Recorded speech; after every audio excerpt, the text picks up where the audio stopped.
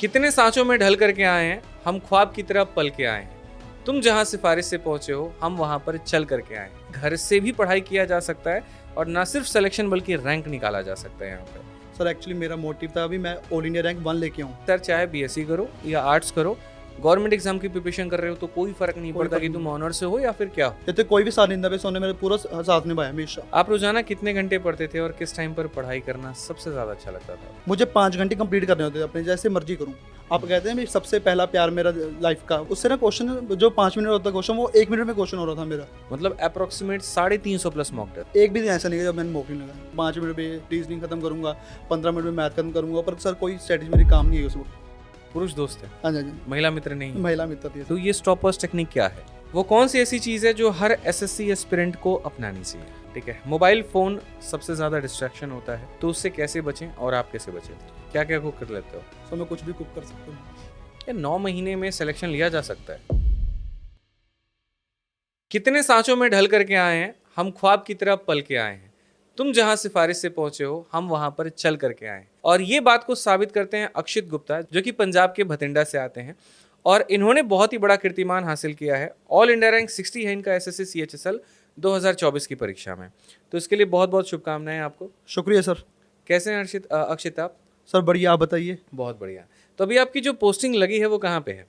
Sir अभी posting मतलब अब अप्रैल में पता चलेगा। वैसे जो लबासना है वो ज़्यादातर मसूरी में होता है। तो मतलब आपको जो पोस्ट मिला है वो लबासना में मिला है? लबासना में मिला है। अच्छा, लबासना क्या है? Sir Lal Bahadur Shastri national academy of administration. यहाँ पर क्या होता है? यहाँ पे सर सारे आईएएस ऑफिसर की ट्रेनिंग होती है। अच्छा, चूंकि लबासना एक बहुत लोगों का ड्रीम है जाना, आपको पता होगा वहाँ पे। ठीक है, तो जब यूपीएससी लोग क्रैक करते हैं तो वो लबासना में जाते हैं सारे के सारे, और फिर बाद में वहाँ पर आईएएस लोगों की ट्रेनिंग होती है। तो एक ड्रीम प्लेस होता है बहुत सारे लोगों का कि लबासना जाना है, चूंकि अब आप वहाँ पर नौकरी करेंगे। और लबासना है कहाँ पे? सब मसूरी में। मसूरी में है। और मसूरी चूंकि एक हिल स्टेशन है तो अब आपकी नौकरी वहाँ पे रहेगी। तो कैसा महसूस कर रहे हैं इसको लेकर? तो बहुत बढ़िया सर। बहुत बढ़िया। एक्चुअली ये मेरा सपना था लबासना में जाना। अच्छा ठीक है, तो अक्षित ये बताइए मुझे कि क्या सीएचएसएल ही आपने फॉर्म भरा है, इसके अलावा कोई और परीक्षा भी सर आपने? सीजीएल भी भरा हुआ है मैंने। सीजीएल दिया भी इस साल मैंने। कितना है सीजीएल में? मार्क्स कितना है? सर 337। 337 नंबर है। 337। तो क्या लगता है कौन सा पोस्ट मिल जाएगा सर आपको? जीएसटी। जीएसटी। हाँ जी सर। कैटेगरी कौन सी है? Sir journal. जनरल कैटेगरी है। तो भाई का भाई जनरल कैटेगरी है। और पेपर किस तारीख को था? सर 18 जनवरी। 18 जनवरी को था। तो मतलब उसमें नॉर्मलाइजेशन भी अभी मिलेगा। हाँ जी। तो फिर जीएसटी क्यों ले रहे हो यार? और पोस्ट भी तो मिल सकती है, एमईए भी तो मिल सकता है। सर लोकल पोस्टिंग चाहिए मेरे को सर। अच्छा, घर की पोस्टिंग घर चाहिए। की पोस्ट। अब देखो यहाँ पे एमईए भी है, इनकम टैक्स भी है, लेकिन उसको छोड़ करके और भाई हमारे जो है वो जीएसटी ले रहे हैं। ठीक है, सिर्फ इसी वजह से कि लोकल पोस्टिंग रहे। तो मैं हमेशा एक बात को कहता हूँ यहाँ पर कि पद बहुत बड़ा नहीं होता, कई बार यहाँ उस पद को त्यागना पड़ जाता है होम पोस्टिंग के लिए, जो कि आपके सामने एक जीता जागता उदाहरण है यहाँ पे। ठीक है, बहुत बढ़िया भाई। तो अब ये बताइए आगे का आपका क्या विजन है, आगे क्या करने वाले हैं? सर एक बार तो मेरा प्लान है कि पहले जीएसटी इंस्पेक्टर ज्वाइन करूंगा एक बार। हाँ। उसके बाद मेरा प्लान है भी आगे यूपीएससी की भी तैयारी करूंगा। अच्छा, इसीलिए मैं होम पोस्टिंग रही क्योंकि घर पे थोड़ी आसानी से तैयारी। फिर खाने पीने का थोड़ा टेंशन नहीं होता कुछ भी। फिर घर वाले अपने आप खाने पीने का कर देते हैं। इसलिए जीएसटी ले रहा हूँ ताकि होम मिल जाए। पंजाब के लोग खाने पीने पे बड़ा ध्यान देते हैं, मतलब है बहुत ज्यादा है। हाँ जी सर। तो क्या लगता है आपको घर से तैयारी कर लोगे आप? मतलब जी सर। सर मेरा घर पे सर सारा सेटअप हुआ पड़ा है मेरा। नहीं, लेकिन बहुत बच्चों का ये कहना है सर हम घर पे रहते हैं तो नहीं पढ़ाई कर पाते हैं, वहाँ पर काम बता दिया जाता है, ये कर लो वो कर लो, और आप उल्टा ये कह रहे हो कि नहीं हम घर से रह करके यूपीएससी की तैयारी कर लेंगे। तो ये कैसे पॉसिबल है? आप खुद देखिए सर एसएससी में मेरा रैंक 60 घर पे रह के आया है। अच्छा, घर पे रह करके है। तो आपको घर पे डिस्टर्ब करने का कोई भी नहीं। कोई लाइब्रेरी आप नहीं जाते? नहीं सर। अपना सिंपल अपने रूम में सेल्फ स्टडी हाँ जी, किया। तो मतलब एक बहुत बढ़िया बात है कि घर से भी पढ़ाई किया जा सकता है और ना सिर्फ सिलेक्शन बल्कि रैंक निकाला जा सकता है यहाँ पे। ठीक है, तो जो बच्चे बहाने मारते हैं ना यहाँ पे, सुन लो पहले, तुम्हारे सामने एग्जाम्पल है। ठीक है। चलो, तो मेरे कुछ सवाल हैं आपसे, वो सवाल मैं आपसे पूछना चाहूँगा। शुरू करें? जी सर। सबसे पहले आपका एजुकेशनल बैकग्राउंड क्या है? सर मैंने +1 +2 जो की है वो पीसीएम में की है, नॉन मेडिकल में। हाँ। और उसके बाद मुझे लगा था भी मैंने गवर्नमेंट एग्जाम ही देना है, तो इसलिए मैंने बीए सिंपल आर्ट्स में की है। तो सर मैंने अपनी जो तैयारी थी एसएससी की वो मैंने सेकंड ईयर से स्टार्ट की थी। और उसी के चलते मुझे ईएसआई में नौकरी भी मिल गई थी एज ए एमटीएस। सर उसके बाद मुझे लगा भी अभी मुझे और मतलब और तरक्की करनी है, तो इसलिए मैंने वो नौकरी छोड़ दी थी पहले तो। एमटीएस की ज्वाइनिंग कब आई थी? सर मेरी ज्वाइनिंग थी 2023 की ज्वाइनिंग, 2022 की ज्वाइनिंग सर अक्टूबर में। एक सवाल यहाँ पर है कि आप चूंकि बीए किए हुए हैं जी सर। और बीए कर करके आप जीएसटी इंस्पेक्टर भी आप आगे चल के बनेंगे, तो हमेशा जैसे पेरेंट्स होते हैं, समाज के लोग होते हैं, बाकी होते हैं, उनको अगर ये कह दो ना कि हमने आर्ट्स किया है तो वो इस नज़र से देखते हैं कि जैसे पता नहीं हमने कौन सा गुनाह कर दिया हो। जी सर। उनके नज़र में आर्ट्स की कोई वैल्यू नहीं है। तो क्या आपके साथ भी ऐसा था और आपने उसको कैसे मैनेज किया फिर? तो सेम सर मेरे साथ भी ऐसा हुआ था। जैसे प्लस टू में मेरे पास नॉन मेडिकल थी, तो सर जब मैंने आर्ट्स लेने का डिसीजन लिया था तो सारे रिश्तेदार मुझे कह रहे थे भाई, क्या कहते आर्ट्स क्यों ले रहा है तू बीएससी कर भाई, ऐसे इंजीनियरिंग लाइन में जा। बट सर सर मुझे ऐसा था भी मैंने गवर्नमेंट एग्जाम ही देने हैं, फिर उसका कोई फ़ायदा ही नहीं था बीएससी करने का, तो इसलिए मैं बीए चूज़ किया। मतलब एट द एंड में आप ये कहना चाहते हैं कि सर चाहे बीएससी करो या आर्ट्स करो, गवर्नमेंट एग्जाम की प्रिपरेशन कर रहे हो तो कोई फर्क नहीं पड़ता कि तुम ऑनर्स से हो या फिर क्या हो। हाँ जी मतलब फर्क इतना पड़ता है कि आप ग्रेजुएट हैं, ग्रेजुएट ठीक है। और इसमें फ़ायदा आर्ट्स में ये हो जाता है कि आपके पास बहुत समय बच जाता है तैयारी के लिए। तैयारी की। तो मुझे लगता है ये अगर कोई पेरेंट अगर मेरी ये वीडियो देख रहे हो तो इस बात को थोड़ा समझिए आप यहाँ, कि वो घिसे पिटे जो आइडियोलॉजी हमारे सामने चला आ रहा है आप उससे थोड़ा बाहर आइए। और अगर बच्चा आर्ट्स करना चाह रहा है तो उसे करने दीजिए आप वहाँ पर, उसको ज़बरदस्ती फोर्स करके आप अपने मन की इच्छा पूरी ना कराएं। ये आज के समय नुकसान ही और कुछ नहीं है, ठीक है। बाकी 2-3 सवाल मेरे और हैं। आपने एसएससी की तैयारी कब से शुरू की और कौन सा अटेम्प्ट था आपका? सर मेरा तीसरा अटेम्प्ट था, 2022 से स्टार्ट की थी मैंने एसएससी की तैयारी। सर अभी मेरा ग्रेजुएशन पिछले साल ही हुआ है, इसलिए मैंने सीएचएसएल ही दिए पहले तीनों। अच्छा। 2022 में मेरे 16 नंबर ऊपर थे भाई, पर मेरा टाइपिंग रह गया तब। अच्छा। और 2023 में मेरी मतलब भाई ईएसआई में ज्वाइनिंग थी, इसलिए मैं ज़्यादा तैयारी कर नहीं पाया था। जब मुझे मेरा पेपर अच्छा नहीं लगा, भाई मैंने अपना 100% नहीं दिया, तभी मैंने अपनी जॉब छोड़ी और मैंने अभी फुल फ्लैश तैयारी की एसएससी की। एसएससी की। हाँ जी। SSC CHSL all India rank 60 लाने के पीछे का रीज़न क्या है? सर एक्चुअली मेरा मोटिव था अभी मैं ऑल इंडिया रैंक 1 लेके आऊँ, बट सर वो थोड़ा सा ड्रॉप हो गया, अभी ऑल इंडिया रैंक 60 चला गया। हाँ, नहीं ऑल इंडिया रैंक 1 मतलब इतना आसान तो नहीं है, तो आपने सोचा कैसे? सोचने के पहले लगा नहीं यार कि कोई बहुत बड़ी चीज़ सोच ली?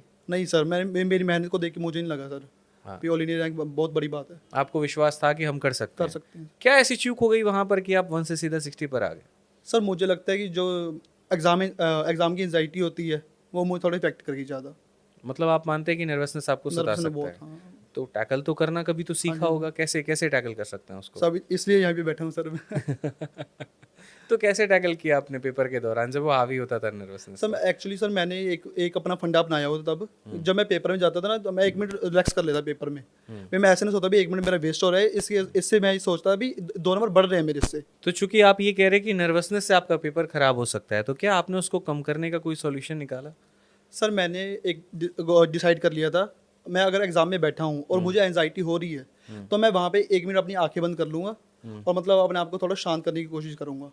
और मुझे लगता है अभी इसी कारण मतलब मेरा रैंक ऑल इंडिया रैंक 60 भी आया है। भी मैं अपने आप को थोड़ा सा कूल करने में थोड़ा कामयाब भी रहा पेपर में, इसलिए मेरे मार्क्स अच्छे आए हैं अभी। लेकिन वो एंग्जाइटी किस बात का था? मतलब आपको क्या ये था कि फैमिली प्रेशर है, या ये था कि यार बेरोजगार ही रह जाएंगे, या कुछ पैसे का प्रेशर था?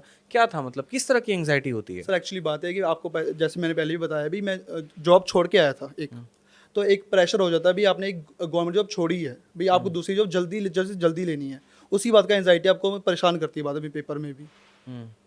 मतलब एट द एंड में वो जॉब का ही प्रेशर है, नहीं जॉब का लिया तो प्रेशर। फिर क्या होगा, कैसे होगा, वही बात है फाइनेंशियल ना? इंडिपेंडेंस का। ठीक है। आपकी सबसे बड़ी स्ट्रेंथ क्या थी? सर मेरी सबसे बड़ी स्ट्रेंथ मेरा भाई था सर। उसी ने कहा सर भी जाके जॉब छोड़ा, मैं अपने आप देख लूंगा घर वालों को। सबसे बड़ी स्ट्रेंथ मेरा भाई है मेरा। तो बड़े भाई हैं छोटे भाई हैं? बड़ा भाई है सर मेरा। तभी वो सुन रहे होंगे आपको। हाँ जी सर। उनके लिए कुछ लाइन? बस सर थैंक यू कहना चाहूँगा सर उसको। नहीं ऐसे नहीं, आपको अपनी पंजाबी लैंग्वेज में कहना पड़ेगा। बस थैंक यू कहना चाहूँगा सर उन्होंने, क्योंकि बहुत ज़्यादा उन्हें साथ देता है सर, बहुत ज़्यादा साथ देता उन्हें मेरा। जैसे कोई भी साथ नहीं देता, उन्होंने मेरा पूरा साथ निभाया हमेशा। एक भगवान की तरह, साई की तरह हमेशा हाँ आपके जी, साथ में। बहुत बढ़िया। इस पूरे सफर में आपका सबसे बड़ा लेसन क्या था, सीख क्या था आपका? सर बस अपने आप को मतलब कंसिस्टेंटली प्रिपेयर करिए अपने आप को भी, मतलब अपनी कंसिस्टेंसी बहुत जुड़ी है इस एग्जाम में। ऐसा नहीं भी आपने एक दिन पढ़ लिया, एक दिन 8 घंटे पढ़ लिया, अगले दिन आप पढ़ ही नहीं रहे बिल्कुल भी। आप ऐसा कर सकते भी रोज 6 घंटे पढ़ो, पर आप पढ़ो जरूर, रोज पढ़ो बिल्कुल भाई, कंसिस्टेंसी मत छोड़ो अपनी। कंसिस्टेंसी बहुत बड़ी चीज़ है, बहुत मतलब बड़ी। आप इस चीज़ को मानते हैं। आप रोजाना कितने घंटे पढ़ते थे और किस टाइम पर पढ़ाई करना सबसे ज़्यादा अच्छा लगता था आपको? तो सबसे ज़्यादा सुबह सर। सो मैं सुबह 5 बजे उठता, 6 बजे उठता था, पर मेरा टारगेट था सर भाई 12 बजे के पहले मुझे 5 घंटे कंप्लीट करने होते थे अपने, जैसे मर्जी करूँ। अगर मान लो मैं 7 बजे उठा किसी दिन तो अपना ब्रेकफास्ट स्किप कर देता था तब उस दिन में भाई, मैं अपने 12 बजे से पहले 5 घंटे पूरे करने ही करने मैंने अपने एग्जाम के भाई। इसी बात का मुझे बहुत बेनिफिट मिला सर अपने एग्जाम में। तो सुबह उठ कैसे जाते थे, और उठ भी गए तो पढ़ कैसे लेते थे? मतलब बहुत लोग नहीं उठ पाते हैं यार, नहीं मिलता है मोटिवेशन उनको, और उठ भी गए तो आधे नशे में होते हैं, यार ठीक है उठा दिया यार ऐसे करके। तो आप कैसे उसको मैनेज कर रहे थे? नहीं सर, मैं तो मॉर्निंग पर्सन हूँ सर। मैं उठता हूँ पूरा फ्रेश उठता हूँ एकदम। हाँ। मैं पूरा एनर्जेटिक हूँ जब उठता हूँ ना मैं भाई। मैं नाइट को नहीं पढ़ सकता, मैं सुबह सुबह पढ़ सकता हूँ मैं। तो क्या आप एक्सरसाइज भी करते हैं मॉर्निंग में? नहीं सर, तभी एक्सरसाइज सर नहीं पेट बढ़ गया। अच्छा, एक्सरसाइज नहीं करते हैं। एक्सरसाइज ठीक है, और रात में कितने बजे सोते हैं फिर? सर रात को मैं सो जाता हूँ 9-10 बजे। 9-10 बजे, तो उसके बाद अपना पूरा जो नींद ले लिया प्रॉपर हो गया। ठीक है, वहाँ पे बहुत शानदार। बाकी एक सवाल और है मेरा यहाँ पर आपसे कि पूरी सब्जेक्ट वाइज स्ट्रैटेजी क्या थी आपकी? सब मैथ्स में, जैसे मैं बात करूँ स्टार्ट करूँ मैथ्स से, मैथ्स में सबसे पहले तो मैंने बुक फॉलो की थी। मैं रोज 100 क्वेश्चन पकड़ लेता था। अभी 100 क्वेश्चन मैंने करना ही करना, जो मर्जी हो जाए। जो मैं 100 क्वेश्चन में जो मुझे नहीं आता था मैं उसको मार्क कर देता था, अभी आगे जाके देखूंगा मैं क्वेश्चन ऐसे। मतलब मैं 100 क्वेश्चन करते रहता था भाई। मैं एक मान लो एक चैप्टर को मुझे ज़्यादा से हफ्ता लगता था। उसके हफ्ते करने के बाद जो क्वेश्चन मैंने मार्क किए होते थे उसको फिर से देखता था। जो क्वेश्चन में रह जाते थे उसको मतलब बिल्कुल महीने के एंड में देखता था भाई। ऐसे मैथ को मैंने फॉलो किया है। और सर जो मुझे कंसेप्ट नहीं आते थे मैंने आपकी सर वीडियोस से मतलब वो कंप्लीट कर लिए थे।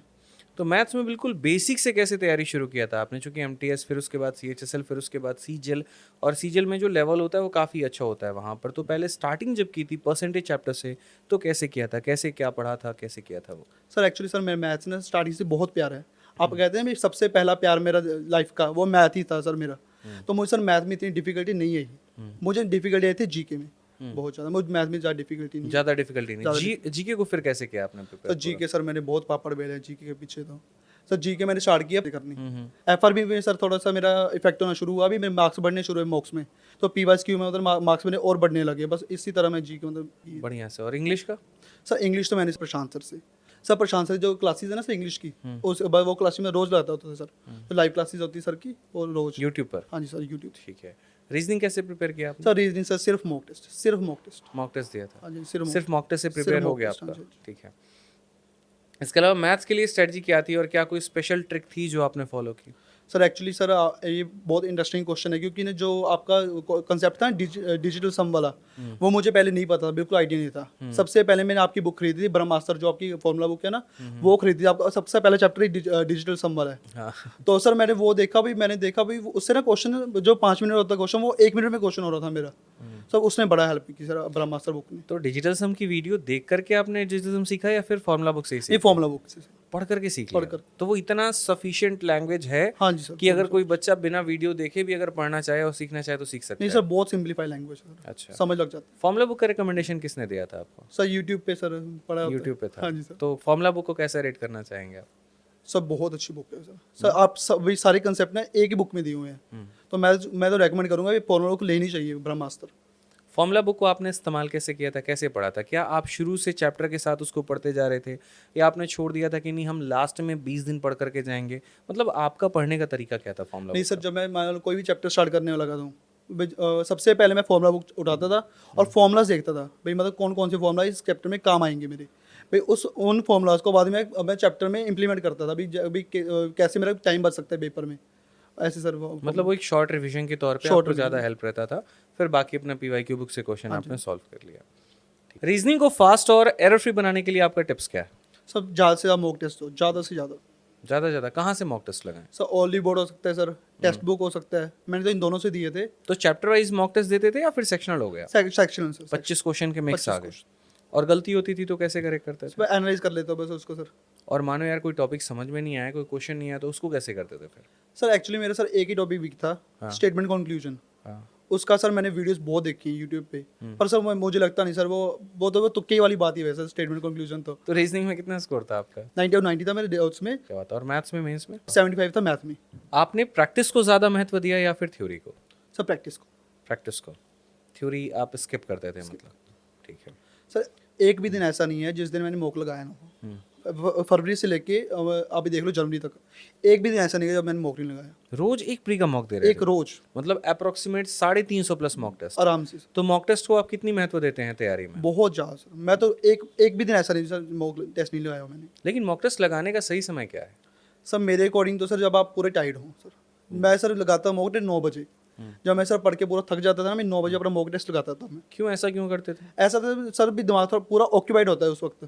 और ऐसा होता है पेपर में, ऐसा होता है भी आपका दिमाग ऑक्यूपाइड हो अच्छी तरह से, या आपका दिमाग एग्जॉस्ट हो, भाई गर्मी के कारण हो सकता है, कुछ भी कारण हो सकता है, भी आपका दिमाग एग्जॉस्ट हो उसमें उस वक्त भी आपका दिमाग पर प्रिपेयर होना चाहिए, मतलब भी आप उस हालात में भी आप अच्छा मॉक दे सको।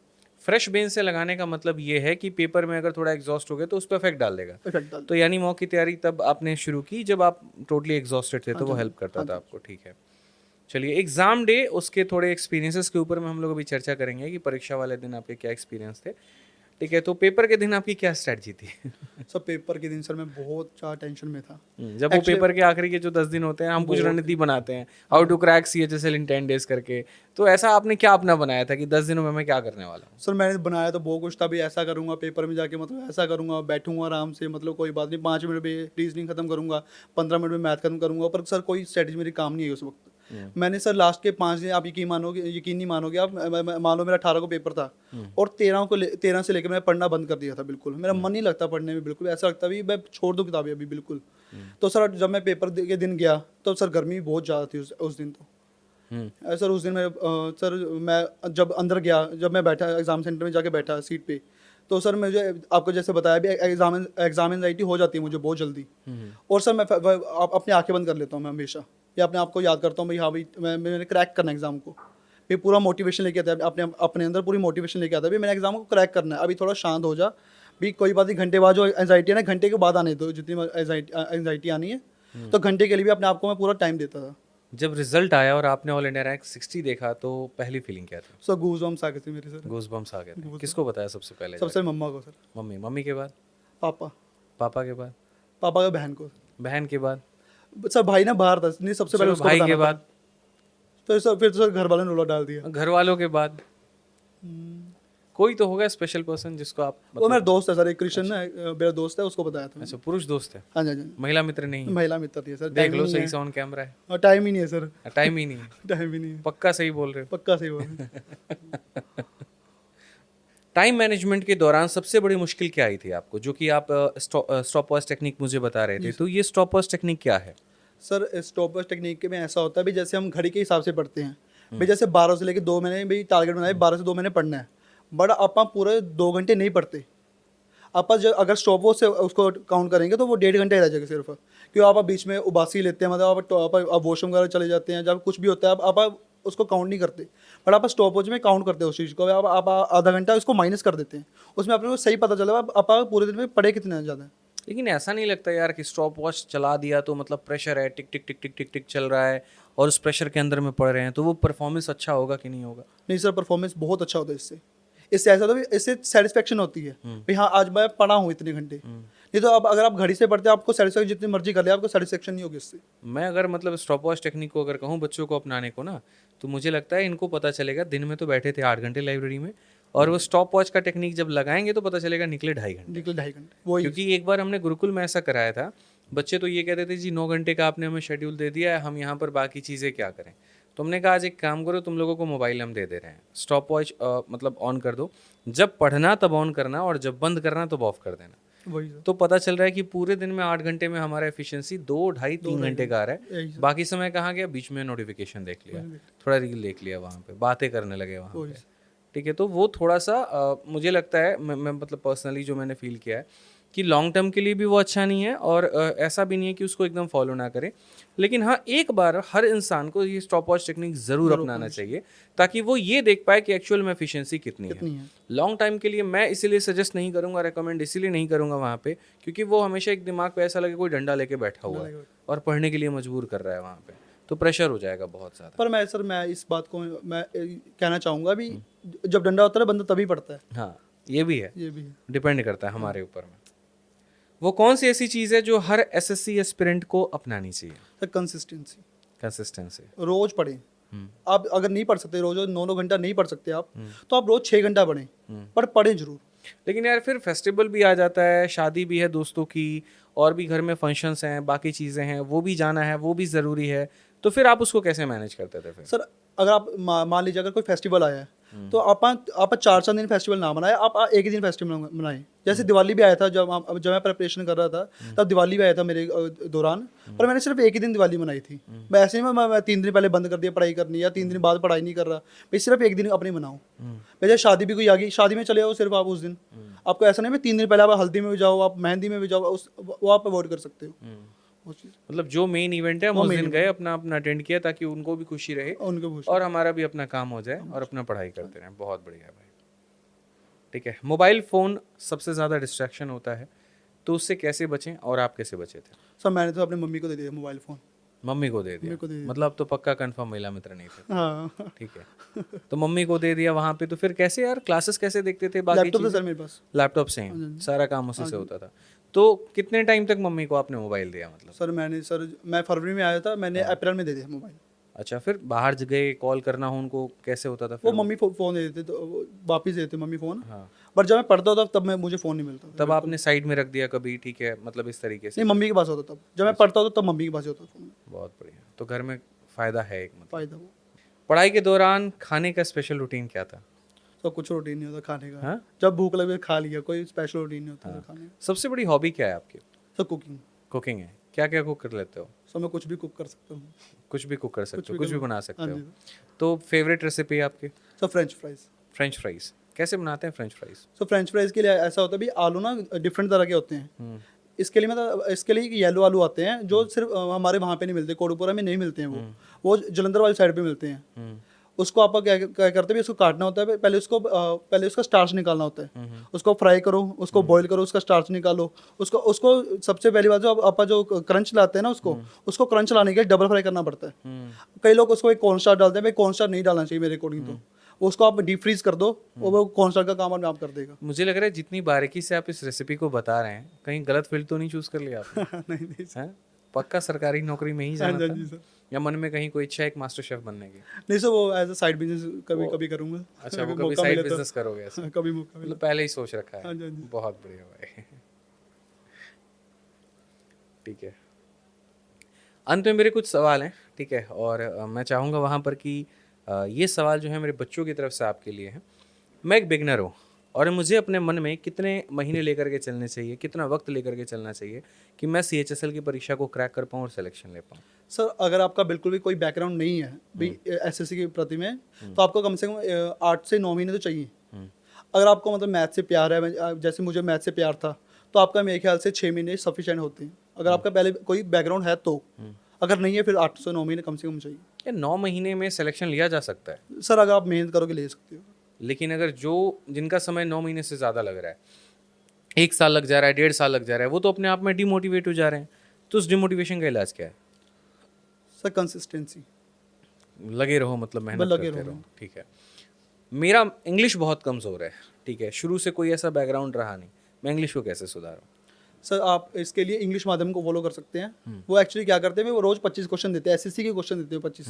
उससे आपको बहुत इंप्रूवमेंट आएगी। अच्छा। एक्चुअली जब मैंने स्टार्ट किया था, जब मैंने सबसे पहले मेंस का मौका लगाया था, आई थिंक मेरे मार्क्स से 95 समथिंग मार्क्स थे।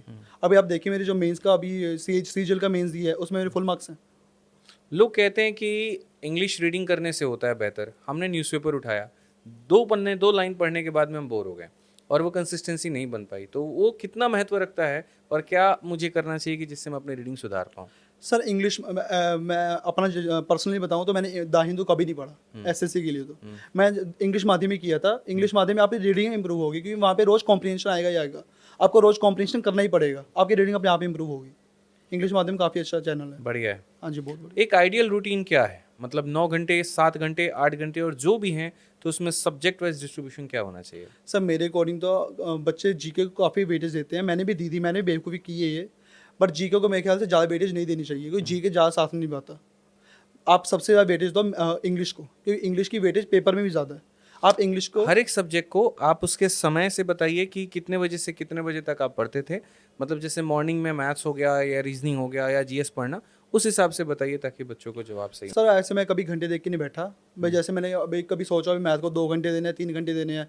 जब तक मेरा मैथ काम नहीं मतलब निबटता था, तब तक मैं लगा रहता था। जैसे मैथ के 100 क्वेश्चन है, अभी वो 1.5 घंटे में हो रहा है, 2 घंटे में हो रहा है, 3 घंटे में हो रहा है। ऐसा कोई मतलब मेरे लिए कोई मायने नहीं रखता था भाई। मैं देखता था भी मैं इस बैठ को कितनी वेटेज देना चाहता हूँ उस दिन। लेकिन पढ़ने का एक फिक्स आवर्स तो आपने सोचा होगा कभी कि 8 घंटे मिनिमम तो चाहिए ही मिनिमम चाहिए, सर। या 9 घंटे, तो वो क्या है number sir of minimum sir 9 घंटे मैंने सोचे हुए थे। जैसे मैं आपको बताया भी, सुबह सुबह 12 बजे से पहले 5 घंटे कंप्लीट करते ही करता था, और मैं फिर 2 घंटे रेस्ट लेता था, फिर 2 बजे के बाद 4 घंटे मैं करने ही करना पूरे दिन में। ऐसे मतलब 9 घंटे में रोज होते थे स्टॉप वॉच पे। तो आपकी नज़रों में अगर कोई सरकारी नौकरी की तैयारी कर रहा है तो उसको न्यूनतम 9 घंटे देने की जरूर आवश्यकता है, तभी सिलेक्शन हो पाएगा, नहीं तो बहुत मुश्किल है। ठीक है, कि फिर आप घंटे भी कम दो और आप ये भी सोच लो कि 9 महीने में सिलेक्शन हो जाए, फिर वो संभव नहीं। संभव नहीं। घंटे कम होंगे तो समय और बढ़ता चला जाएगा। बहुत बढ़िया। अंतिम में कुछ टिप्स आप हमारे बच्चों को देना चाहेंगे जो कि आप सुन रहे हैं, आपको वो और काफ़ी ज़्यादा वो मोटिवेशन आपसे लेने वाले हैं, ठीक है। बहुत सारी चीज़ें ऐसी हैं जो आपसे फॉलो भी करेंगे वो, मुझे जहाँ तक लगता है, और अपनी तैयारी को और बेहतर बनाएंगे। तो कुछ चंद टिप्स हमारे बच्चों के लिए जो अपनी तैयारी में लगा पाएँ वो। एक तो सर डेली मॉक देना चाहिए एक। उससे क्या होता है, आपको अपनी परफॉर्मेंस एनालाइज कर पाते हो अभी आपने आपने पिछले दिन से कितना इंप्रूव किया है। और दूसरा सर कंसिस्टेंसी, मैंने पहले भी जो बहुत बार कह चुका हूँ भाई, कंसिस्टेंसी बहुत जरूरी है इसमें। आप ऐसे नहीं भी आप एक दिन पढ़ रहे हो, अभी आप 10 घंटे पढ़ रहे हो, अब अगले दिन आप पढ़ ही नहीं रहे हो, आपका जो 10 घंटे वाला पिछला दिन भी था वो भी वेस्ट जाएगा उसमें। तो इसलिए कंसिस्टेंसी भी जरूरी है, और मॉक टेस्ट तो सबसे ज़्यादा जरूरी है इसमें, कि मॉक टेस्ट से आप अपने परफॉर्मेंस को एनालाइज कर सकते हो। चलिए, तो बहुत बढ़िया लगा अक्षित आपके साथ जुड़ करके और बहुत मज़ा आया, ठीक है। एक बहुत अच्छी बैकग्राउंड आपकी रही कुकिंग से लेकर के और यहाँ मेरे भाई मिनिस्ट्री तक में, ठीक है। और चूंकि अब आप लवासना जाने वाले हैं तो उसके लिए बहुत बहुत हमारी तरफ से शुभकामनाएं। शुक्रिया। अपना फ़ोटो ज़रूर वहाँ से भेजिएगा, हाँ ठीक जी है, सर, बहुत अच्छा लगेगा देख करके वहाँ पे। और बाकी जितने हमारे साथी हैं जो यहाँ से तैयारी कर रहे हैं, उनसे इन प्लेटफॉर्म के माध्यम से भाई एक ही बात कहना चाहूँगा कि सफ़र बहुत लंबा है, यकीन करो बहुत मज़ा आने वाला है। थोड़ी सी मेहनत आपसे चाहिए, थोड़ी सी हिम्मत आपसे चाहिए, थोड़ी सी वो कंसिस्टेंसी चाहिए, इतिहास आप भी अक्षित की तरह रचोगे, ठीक है। हर कोई मेरे भाई बड़े शहरों से नहीं आता, शुरुआत एक छोटी शहर, एक छोटी नौकरी, छोटी तैयारी से होती है, लेकिन वक्त के हिसाब से आप धीरे धीरे बड़े बनते चले जाते हैं। तो अगर आज आप मेरी आवाज़ सुन रहे हैं, मेरी बातों को समझ रहे हैं यहाँ पर, तो बस इतना आपसे भाई आपसे रिक्वेस्ट करता है कि भाई जान लगा दो इस बार। 25 में बहुत बहाली हैं, अगली बार 26 में आप भी इसी तरह हमारे बगल में बैठे होंगे और आपकी भी कहानी पूरी देश सुन रहा होगा और मोटिवेट हो रहा होगा। अच्छे से मेहनत करिए, मिलेंगे अगले एपिसोड, अगले वीडियो में। आज के लिए इतना ही, जय हिंद।